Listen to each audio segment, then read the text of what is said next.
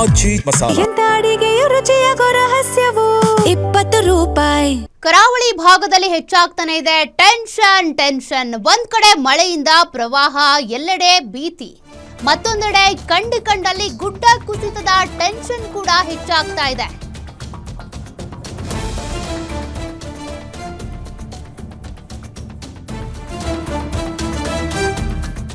ಕರಾವಳಿ ಭಾಗದಲ್ಲಿ ಇರುವಂತ ಜನರಿಗೆ ಪ್ರತಿ ಬಾರಿಯೂ ಮಳೆಗಾಲದಲ್ಲಿ ಎರಡೆರಡು ಟೆನ್ಷನ್.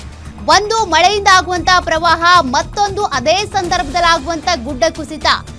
ನೋಡ್ತಾ ಇದ್ದಂತೆ ಕುಸಿತಾ ಇವೆ ಗುಡ್ಡಗಳು. ಮಂಗಳೂರಿನ ಕೆತ್ತಿಕಲ್ನಲ್ಲಿ ಮತ್ತೆ ಕುಸಿದಂತ ಗುಡ್ಡ, ಕಲ್ಲು ಬಂಡೆ ಸಮೇತವಾಗಿ ಗುಡ್ಡ ಕುಸಿದು ಬಿದ್ದಿದೆ. ಗುಡ್ಡ ಕುಸಿತ ಭೀತಿ ಹಿನ್ನೆಲೆ ನೋಡಿ ಈ ದೃಶ್ಯವನ್ನ ನೀವು ಗಮನಿಸ್ತಾ ಇದ್ದೀರಿ.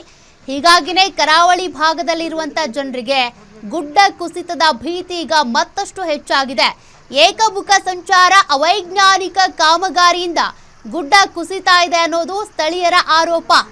ಇದಕ್ಕೆ ಸಂಬಂಧಪಟ್ಟಂತೆ ರಾಷ್ಟ್ರೀಯ ಹೆದ್ದಾರಿ ಪ್ರಾಧಿಕಾರ ಅಧಿಕಾರಿಗಳಿರ್ಬಹುದು, ಮತ್ತೆ ಈ ಒಂದು ಕಾಮಗಾರಿ ನಡೆಸಿದಂತ ಎಂಜಿನಿಯರ್ಸ್ ಇರ್ಬಹುದು, ಮತ್ತೊಮ್ಮೆ ಇಲ್ಲಿ ಪರಿಶೀಲನೆ ನಡೆಸಿ ಪ್ರತಿ ಬಾರಿಯೂ ಗುಡ್ಡ ಕುಸಿತ ಆದಂತ ಸಂದರ್ಭದಲ್ಲಿ ಸ್ಥಳೀಯರು ಮಾಡೋ ಆರೋಪ ಇದೇನೆ. ಅವೈಜ್ಞಾನಿಕವಾಗಿ ಕಾಮಗಾರಿ ಮಾಡ್ತಾರೆ, ಹೆಂಗ್ ಬೇಕಂಗೆ ಕಾಮಗಾರಿ ಮಾಡಿ ಹೋಗ್ತಾರೆ.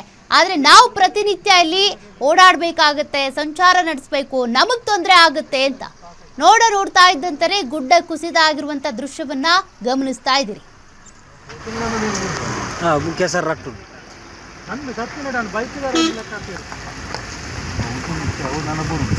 ಅಲ್ಲ